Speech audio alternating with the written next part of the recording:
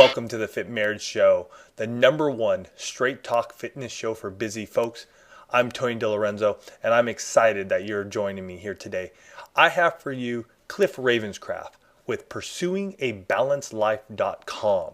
And the reason I brought Cliff on for you is because he has almost 500 episodes, 500 podcasts on pursuing a balanced life. And Cliff is just like you and I. He's busy. He has a family. He has gone through highs and lows throughout his life with weight loss and exercise. And he shares today on how he was able and is able right now to maintain a healthy lifestyle. Is he perfect? No, but either you or I. So that's why I wanted Cliff to share his story, and hopefully you can find a golden nugget in here that will help you pursue a balanced life. Cliff, welcome to the Fit Marriage Show. Hey, Tony, thank you very much. Glad to be here. Man, you have a story to tell, and that's why I'm excited to have you come on here on the Fit Marriage Show with me, because I think your life encapsulates what Fit Marriage is all about. And so let's get it going. Pursuing a balanced life. Tell me about how this has all come about for you in your life. Sure. Well, I'll tell you, Pursuing a Balanced Life is actually one of my brands. I actually do a podcast called Pursuing a Balanced Life, almost nearing, I think, our 500th episode. Wow. Yeah, exactly. So I probably have a little more balance there, right? But anyway, no. What Pursuing a Balanced Life is it's my sharing my own journey of my passions, my interests, and how to pretty much navigate through the journey that I'm on. It started out way before I launched my own business, and it was all about finding out who I am in the world and finding out what my calling is. But then once I started to find out what my calling is, I felt a leading to and a calling to leave my career in insurance behind and start my own business. And prior to that, this show was actually called My Crazy Life. It was just like all the crazy things that go on in my life. And when I actually started my own business, I found myself working around the clock. My wife was totally cool with it. She expected it. But what happened was, and I didn't even know it was this much, but my wife and I were sharing our story on a cruise that we just went on. Mm-hmm. And when I sat down and we were working out all the notes, she reminded me that it was actually 9 months out of the first year that I ran my business. I worked between 12 to 16 hours a day, 7 days a week.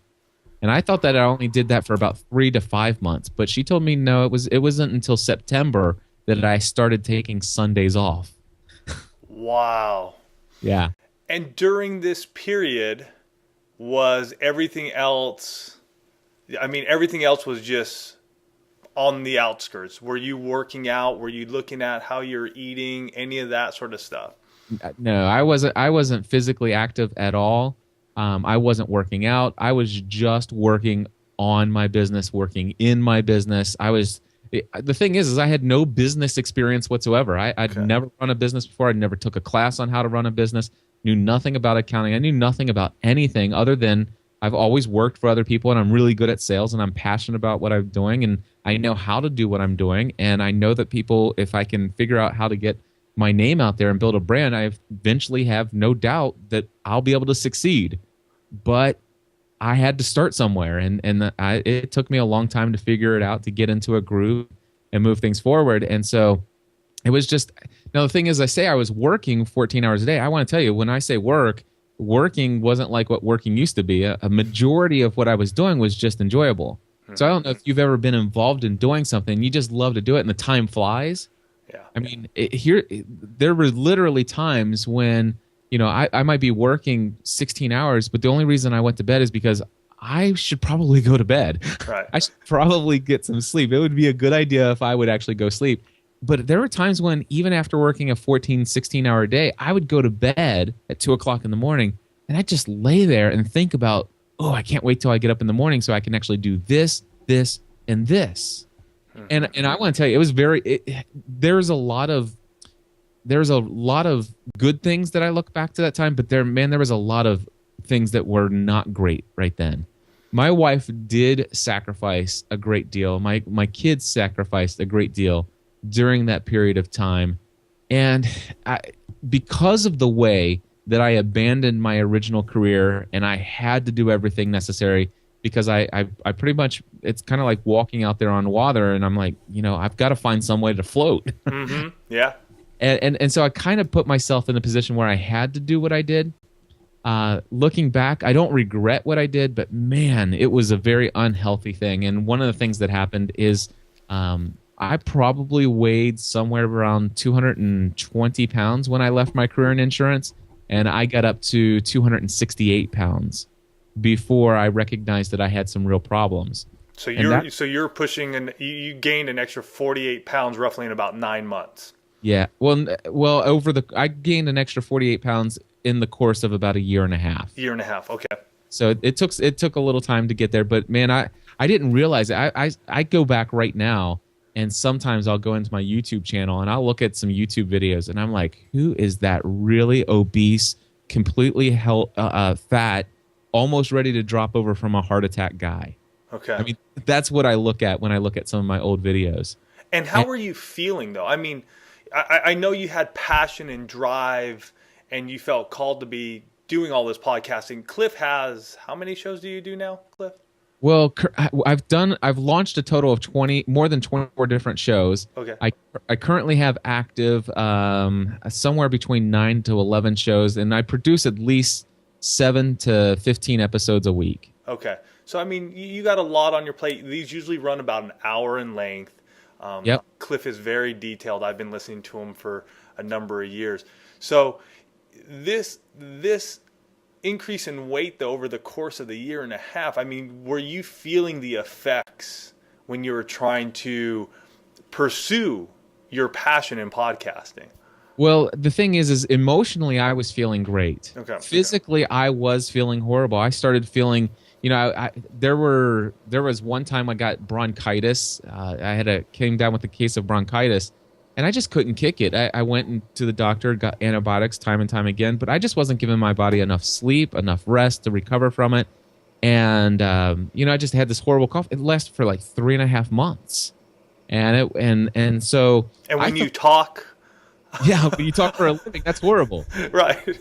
Especially when you don't like to edit, and so you have to actually go and edit some of that stuff out. Mm-hmm. But yeah, it was very difficult. And so it started to impact me.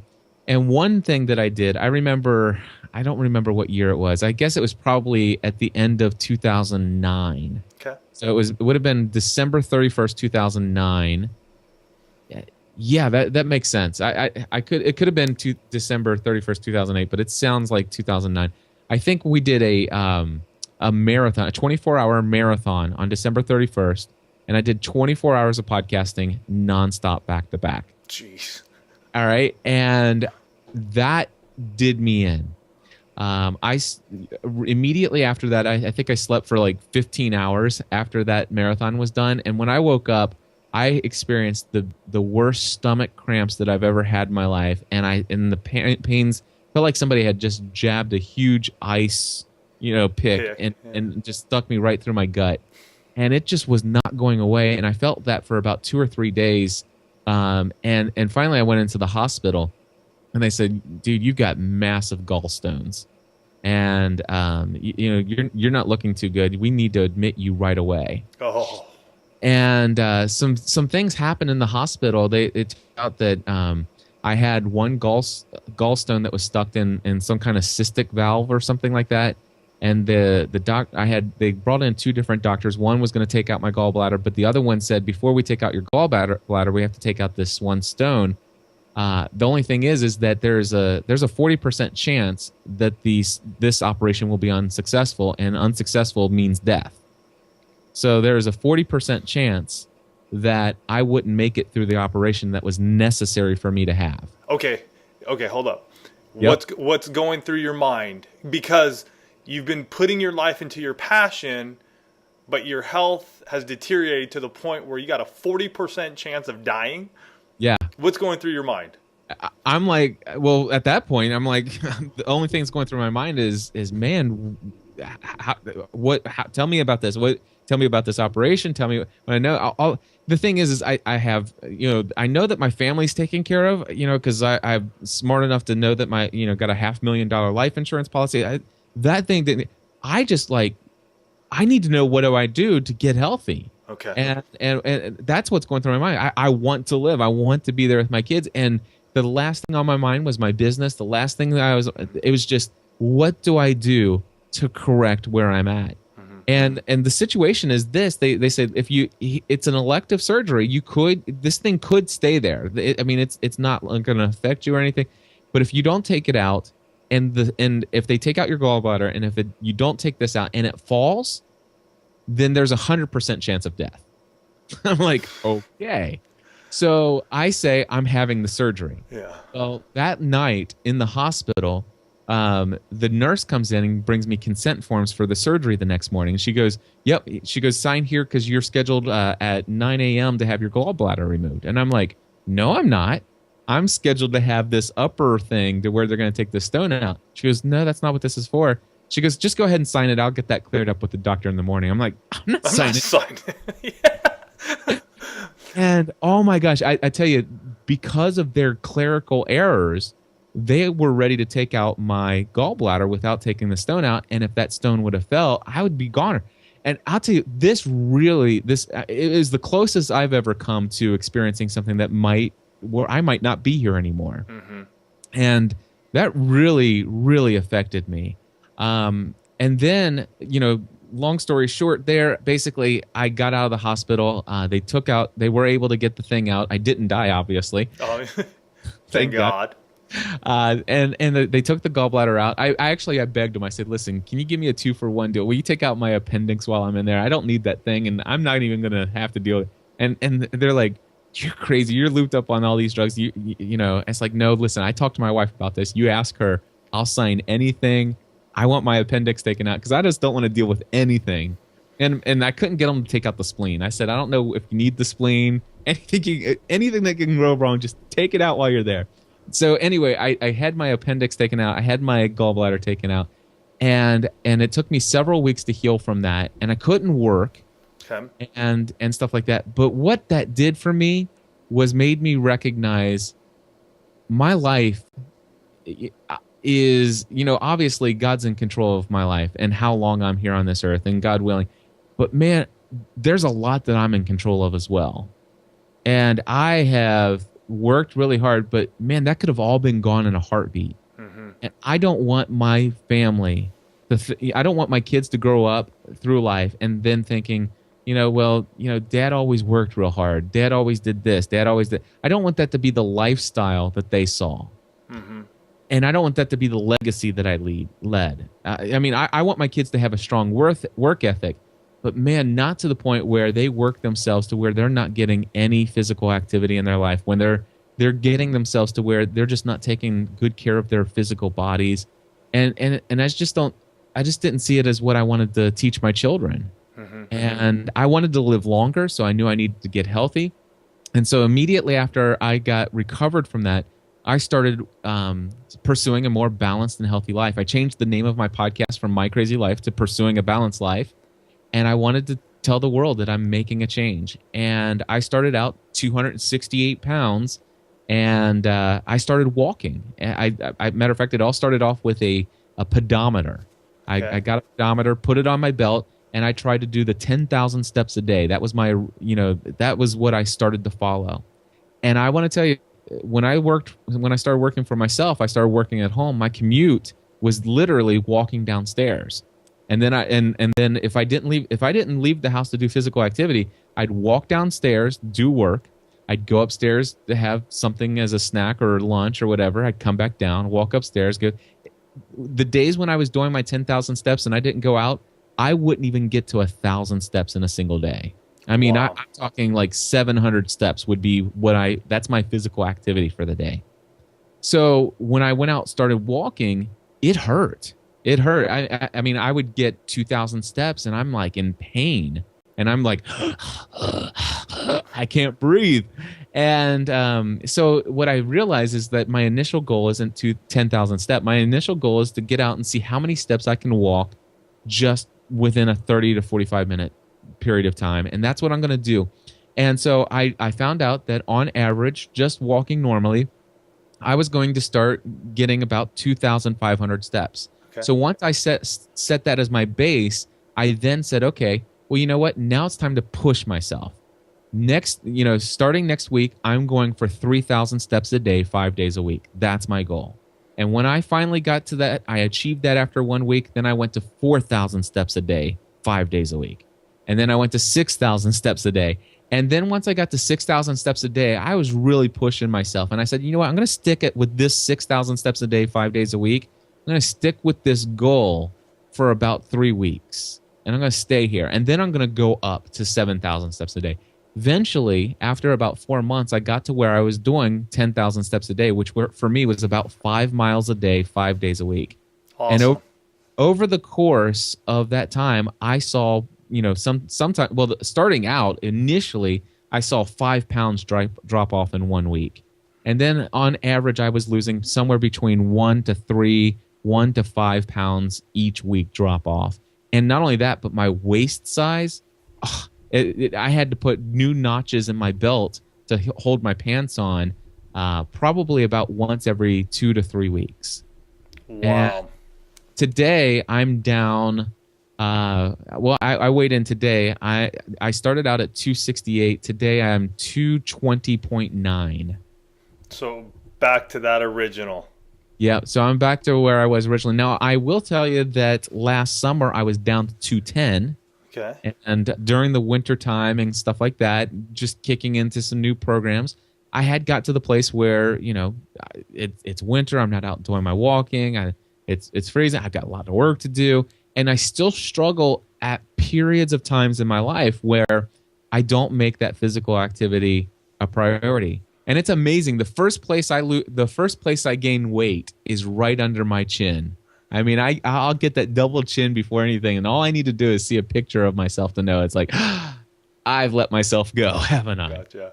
One thing I want to bring up though with your walking that I think is really cool that people need to catch on, and here is that if you heard how Cliff brought this together, his goal was 10,000.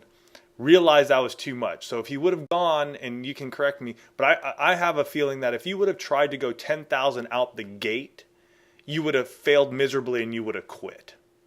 I actually believe that I would have physically hurt and injured myself if I would have tried to do it. In fact, I was starting to experience joint pain at 2,500 steps. But so yes, you're right. If I would have tried a goal of 10,000, number one, I wouldn't have been able to do it. And number two, I would have just been discouraged.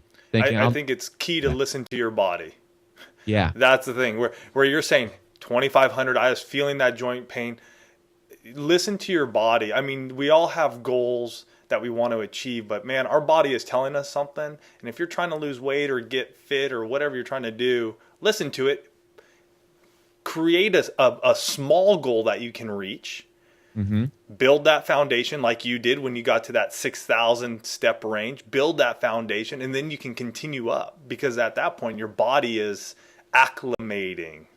And let me say one other thing for your audience, because I had this. I have a huge internet audience out there, and of my internet audience, I have a lot of runners, like marathon runners.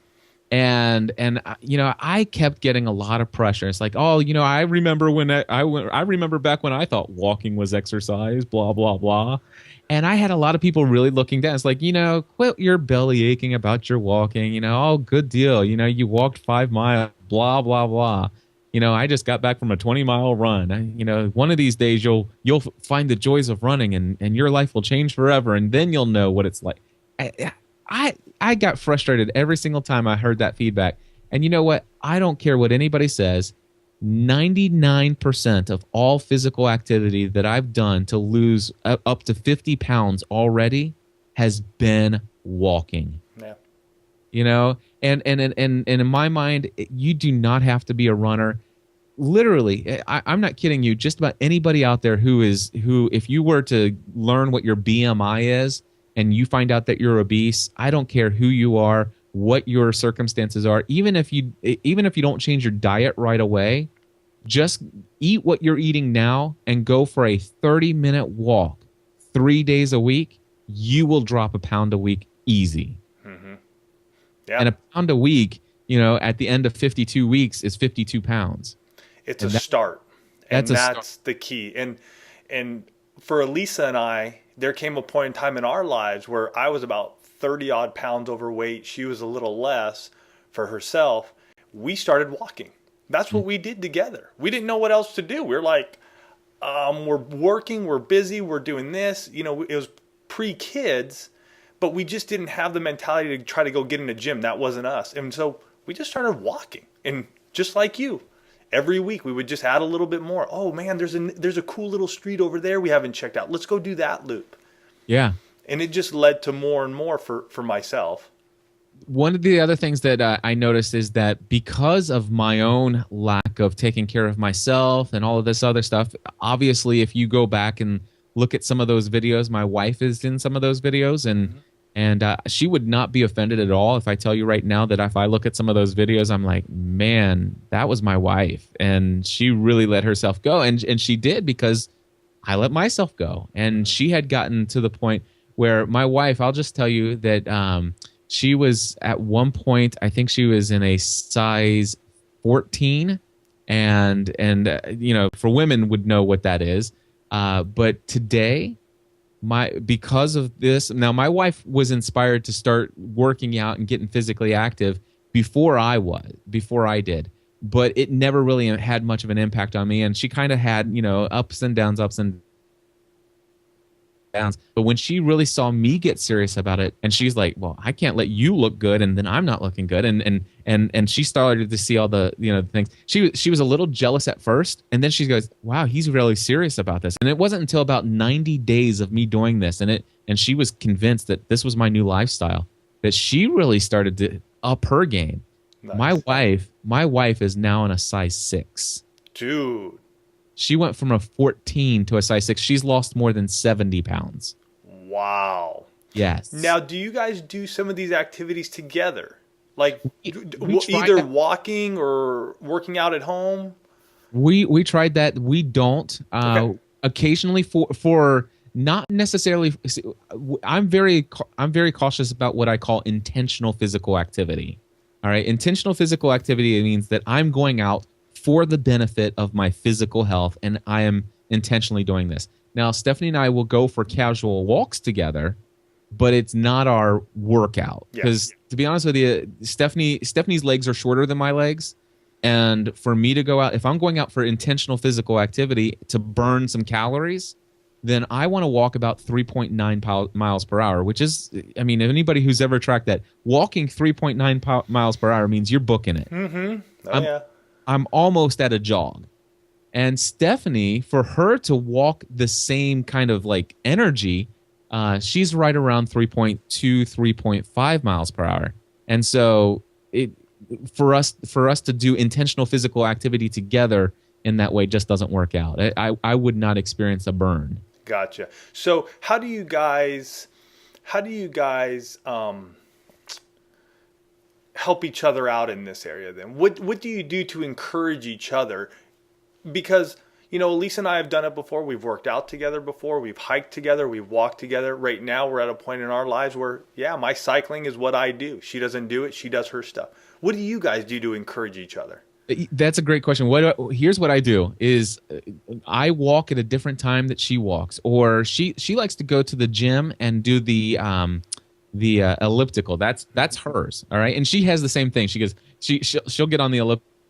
She'll come back and she'll say on her podcast, hey, I just ran 5 miles or 8 miles on the elliptical. And they're like, you didn't run. You were on the elliptical. It's like, who cares? She lost 70 pounds. What have you done? Right. Leave me alone. So, but seriously, what I do to encourage her is I say, hey, have you worked out today? And she goes, I've got this going on, and I got this going on. And I think Child Watch, which is the place where they watch the kids while she's working out. Okay. She'll say it closes at 5 o'clock, and I wouldn't even be able to get there until 4:45. I said, well, tell you what, I'll watch the kids. I'll take the kids. You go and work out. Or she's like, that's what we do for each other. There are times when I've worked all day, and I like to get my walk in either in the morning or early afternoon. And sometimes that just doesn't happen. And so it's like 5 o'clock at night, and normally it's dinner time. And I'm like, man, I really wish I could go for a walk, but it looks like it's going to rain. She goes, well, I'll tell you what, dinner can hold for a little bit. I can make it available. Why don't you go out and walk for an hour and come back? And that way you can get the walk in before it starts raining. Yeah. So that's how she encourages me. And so what we've recognized is that working out, intentional physical activity, is a priority of ours. And we recognize that it doesn't work for us to do it together, or not that it doesn't, but we've chosen that it works better for us if we do it separately. But what we do is we try to make it possible by helping one another to see that as possible. We've also tried some things like, for example, we bought some DVD workouts like Losing It with Jillian and stuff like that. We did those for a while, and it just didn't work out.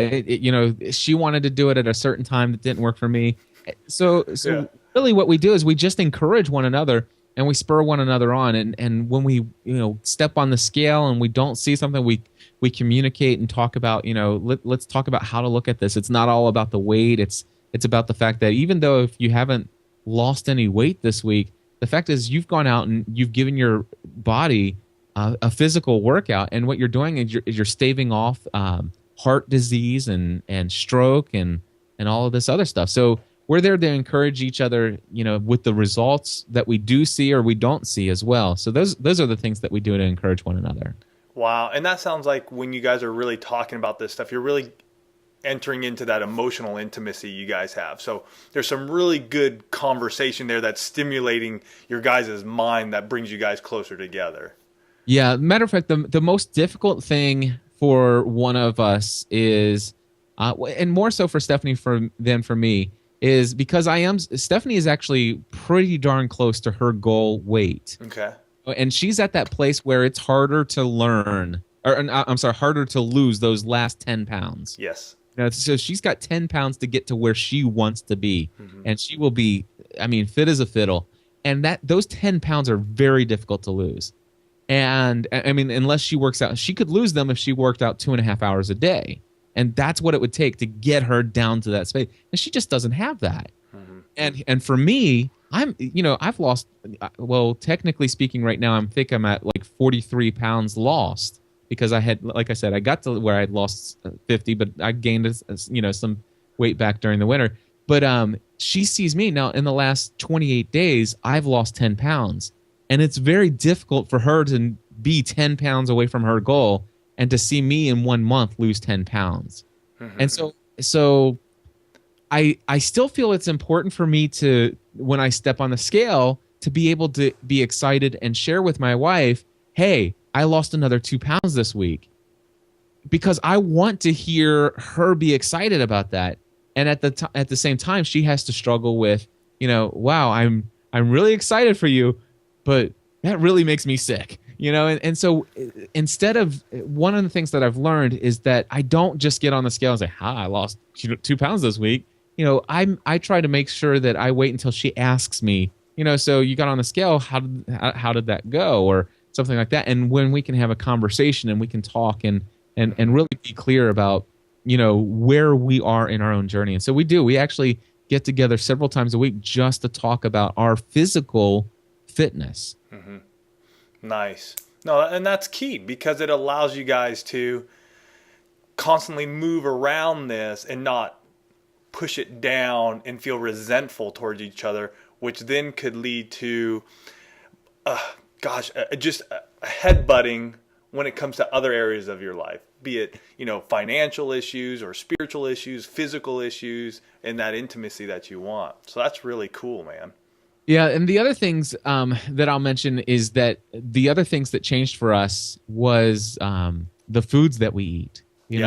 We definitely went through a major change there. The foods that we eat now are a whole lot more expensive than what we used to eat because we've decided that we want naturally grown. We want to try to stay away from processed foods and stuff like that. And Stephanie's actually, to make those changes, she actually had to decide, what, I'm going to spend a lot more time cooking and stuff like that. And those were changes that she voluntarily made when she started to see the results of eating those foods. And so It's taken a lot for us financially to work through the difficulties of the increased grocery budget and all this other stuff. But here's the situation: Stephanie now she cannot. I think it's in April. She's literally going to be able to say, "I have not stepped into a McDonald's in over a year." Awesome. She's looking forward to I saying that. love that. Listen to this. We traveled. We actually went on a cruise. We traveled for 2 days driving to Florida and 2 days driving back, and we did not stop at we did not even drive through a drive-through. Not once did we stop off at a fast food restaurant. Every single time we stopped, we had healthy snacks with us, and we stopped at restaurants where you sit down, you relax, and yes, it does turn a 10-hour drive to a 15-hour drive. But who cares? It's our health, and we're here to have time together as a family anyway. Just because we're not in Florida yet doesn't mean that we're not on vacation. And just really radical, the whole mindset has radically changed who we are. I can't imagine how much we would have missed out on in our trip if we would have just tried to save time and so that I could have left a day later than when I did so that I could get some extra work in fast food restaurants on the way down. I love the way you guys are supporting each other too, because I see the trip down to Florida and back could be such an upheaval and a disarray if you were just so adamant about going, well, you know what? That's great that you want to eat that way, but I'm going to go through Wendy's, so we're going to have to go my way and then we'll grab your stuff. You know what I mean? Yeah. It seems like you guys have gone through this path and have walked this journey together in so many steps that, you guys are seeing it together. And that's really cool. Yeah, it has been a huge blessing. And the one other thing that we noticed also is that our daughter, Megan, who's now 10 years old, we started to notice that her cheeks were starting to get really full before I had started working out. And when we actually stepped her onto the scale, we noticed when we calculated her BMI, she was right before you get into the obese category, but she was overweight for a 10-year-old. Ooh. And so I'm like, man, what are we teaching our kids? Our kids were starting to look like, at least Megan anyway, was starting to look the same way physically as we were because she was eating the same foods and living the same kind of lifestyle we were. And I want to tell you what, we did not put our kids on a diet. We didn't, there was a period of time where we thought about tracking Megan's calories. In fact, we started that for 2 weeks. And then we really started to get serious and thinking about, issues that kids have with eating disorders, such as anorexia and bulimia. Yeah. So we brought in some help from a family physician and we asked for some advice. And they said, listen, here's the thing. Your daughter, Megan, she was 9 years old at the time we saw the doctor. She's 9 years old. Yes, she's overweight. Do not do anything for her to lose weight. Her goal is not to lose a single pound. In fact, what you want to do is you want to increase her physical activity and you want to work very hard for her to maintain the weight that she is now, and her body will grow into her current weight. And I will tell you what, that took so much pressure off because Megan, she saw mom and dad getting on the scale and losing weight, and she would get on the scale. And when she learned that her goal wasn't to lose weight, her goal was just to remain healthy and physically active, and that as her body grows, her BMI would go down. And now she's in a very healthy place. Nice. And as her activity went up too, she's burning off that fat, which is turning it into muscle. So muscle weighs more than fat. And my daughter, I'll tell you what, my daughter goes out with friends to spend the night, and those friends go to McDonald's, and Megan says, you know what? I think that I'm going to eat with my mom and dad, and then can you come pick me up? Nice. That's because great. She will not eat a Wendy's. She will not eat a McDonald's. She watched Food Inc. with us, and she's like, she wanted to go vegetarian. I said, we'll go vegetarian one night a week. No, man, that's awesome. So yeah, this whole thing has changed our entire dynamics of our entire family now, and it's a part of our identity. Thinking healthfully. I don't know. Anyway, the whole, yeah, exactly. Thinking healthy is become a part of our family identity. It's who we are. And it's awesome. And I want to, as we're getting towards the end of the interview, but I want to hit on your community, because I think this is where the impact is happening in your life, with Stephanie's life, your family's life, and how it has impacted the GSPN.TV community. Can you briefly just tell us what's there, where people can find out about where they can go to learn more if they want to follow up what you guys got going on there? Absolutely. I think it's beautiful what you guys do over there. I'll tell you what, immediately after we finish this interview, I'm going to create a special link called gspn.tv/healthy. All right. So if you go to gspn.tv/healthy, that is going to point you to a place on our online community site, which is called the Health, Fitness, and Accountability Group. And this is a place where you can go in and you can create a discussion topic. And the discussion topic is your name. And what you do is you open up the discussion topic by explaining who you are, where you are in your own pursuit of a balanced, healthy lifestyle, and what your goals are.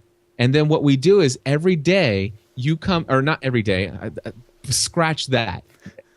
Whenever you feel like it, whether it be daily, weekly, once a month, once every couple months, whenever you feel it, you come in and create an update to your name, your discussion topic, and say, hey, I'm just checking in. This is where I'm at. This is where I'm struggling. This is where I'm excelling and stuff like that. And the cool thing is other people in the GSPN community will, every time they see your updated information, will come in and give you encouragement. And if they don't see you for a couple weeks, they'll actually respond and say, hey, where you been? Is everything going okay? And it's set up in such a way that if you're signed up for this, whenever somebody leaves a post on your name, it sends you an email so you know that somebody's commented and say, hey, I'm here encouraging you today. Is there anything that I can do? Or, hey, have you thought about this? Have you ever tried this exercise before? And so we've got our own community that is encouraging one another on a consistent, ongoing basis. We've had people that have lost more than 100 pounds as the result of going in and being a part of the community. They said, man, and that's the thing. Stephanie and I are so blessed. We have tens of thousands of people who listen to all of our various content. But we have had hundreds of people who have listened to us talk about our journey into living a more balanced and healthy lifestyle. And those hundreds of people have lost anywhere between 20 to 140 pounds. And they're consistently writing and telling us stories how our own journey of watching me go from in the hospital bed, almost ready to die to where I am today. And to see Stephanie, because I mean, there's a YouTube video out there called Cooking with Stephanie, and it's about her salmon patties. And man, if you watch that video of her, I mean, I will tell you what, she will tell you and describe that as her formerly fat self. Okay. That was her almost at her largest. And you look at her today, people don't recognize her. She told this story, and this story has had the most impact on people. Her and her real mom are not close. They're not really that close. They probably see each other a couple times a year. And it had been about 4, maybe 5 months since Stephanie had seen her mom last. And they were supposed to meet each other to go to this thrift store where they had this thing where you could buy a bag of clothes for like $1.50. Whatever you can fit into the bag, you can take home with you. Something my wife would love to do. So I don't know. But anyway, her mom says, hey, I want to go to this thing. Do you want to go? And she's like, yeah. Well, Stephanie goes there and is there earlier. Her mom comes in and is looking all around for Stephanie. And Stephanie's like right there and didn't know it. She's like, well, there's my mom. But she was talking to somebody. And then all of a sudden, her mom heard her voice and she goes, Stephanie? And she did not, she was standing right next to Stephanie and did not even recognize her. Holy cow. So Stephanie's mom did not recognize her own daughter after 5 months. Wow. That's the physical transformation my wife had. And people in our community have heard our story and have had a desire to do the same in their life. And when they see The Biggest Loser, they see all these TV shows, and it's like, man, those people, they don't live real lives. They're taking out of their jobs. They don't have their kids with them. They're on a ranch. They got professional trainers. Well, guess what? Stephanie still has her 3 kids. She's got all the other things. Cliff's still doing his work and still is tempted to work 12-hour days sometimes. And if they can do it, so can I. And I just want to encourage everybody out there, just go start walking. Awesome. Man, that is great. And we'll close it there. One thing I want to do though, you got so much going on. I can't give it justice in a closing. Tell folks where to find you, how to hook up with you, whatever you want to do. You tell them right here. There's too much for me to even promote. I'll just tell you what, there's one thing, familyfromtheheart.com. My wife and I once a week get together and just share who we are in a very real and authentic way. And there's no doubt you'll get a flavor of everything of who we are in that one show. Awesome. And also pursuing a balanced life. That's where this obviously came from. I've known Cliff for a while, and I just really believe what he's doing and what he has done in his life has impacted, obviously, you've heard it's impacted him, it's impacted his wife, they've impacted each other, which has impacted their kids, which has impacted loads of people. So I just ask you, go check out Cliff, see what he's doing. We're going to have that gspn.tv/health up there below the video here, so you can click onto it. So thank you again, Cliff, for taking the time out of your busy schedule to join me. Thank you very much. I'm going to go out for a 5-mile walk now. All right, dude. Take care. Later. There you have it.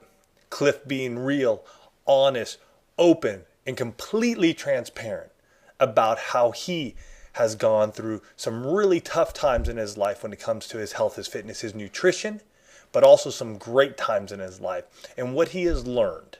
And I hope you jump on over to gspn.tv/healthy to go check out their health, fitness, and accountability group. It's a thriving group and an amazing community. And I'm telling you, jump on in there. If you do, let Cliff know you heard about him through the Fit Marriage Show.